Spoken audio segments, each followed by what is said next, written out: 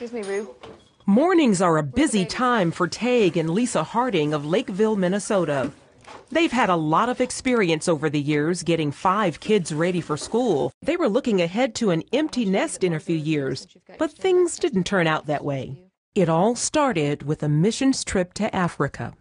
We thought we might work with digging wells in Africa because we knew some friends that had done that, and so we thought, well, maybe we could get on board with that.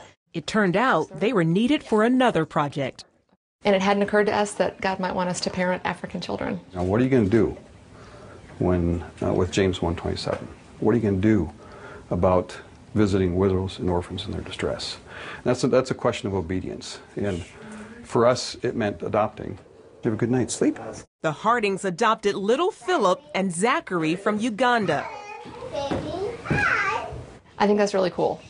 That little family in Minnesota and 2 little boys not even born yet when God started digging on my heart in regards to Africa. And, you know, across continents and across time zones and all of that, He put a family together. They're convinced this is only the beginning. I'm excited about refueling what's already a passion in us, because this is not a period at the end of the sentence now that Philip and Zach are in our house. So now it's what next? CBN News met with the Hardings in Minneapolis at the Christian Alliance for Orphans Summit. It's how does God want to use us, and that's the spirit that you see here at the Orphan Summit. This couple adopted 3 sets of triplets from Russia, something their biological son is thankful for.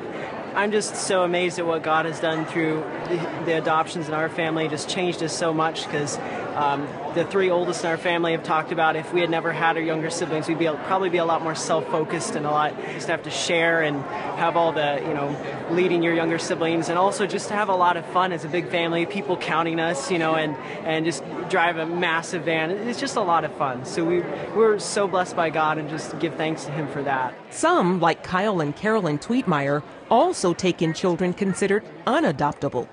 These children are HIV positive, and we have a child that was in stage 4 AIDS as well. CBN's Orphans Promise supports orphanages in Haiti and has built a training facility in Armenia. It's really exciting to see just the networking and to see how Orphans Promise fits into this whole picture of serving orphans around the world.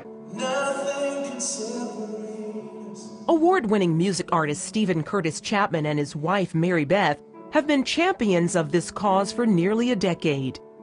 The couple adopted 3 daughters from China. Their youngest daughter, Maria, died in a tragic accident. This little girl, God brought her into our family, and for her 5 years on this earth, we thought it was going to be 95, and still we'll wrestle until we see her again and see God with, why wasn't it? That's what we thought was the plan, God. And now this whole new dimension of grieving, and even as we grieve through that process, saying, and this once again brings us back to God's heart for orphans. And as the Hardings have learned, God's heart for their adopted children has reached deep into their own lives as well. This story is not about me. I've been asked to join a bigger story, God's story, as it relates to Philip and Zachary. People have said, oh, aren't they lucky? You rescued them from, whatever, and I think, are you kidding? I'm the lucky one. I get to be their mom, and I get to be daily rescued from my selfishness and my impatience and things that are just as disease-ridden in my soul. So, yeah, I guess I'm the lucky one. Charlene Israel, CBN News.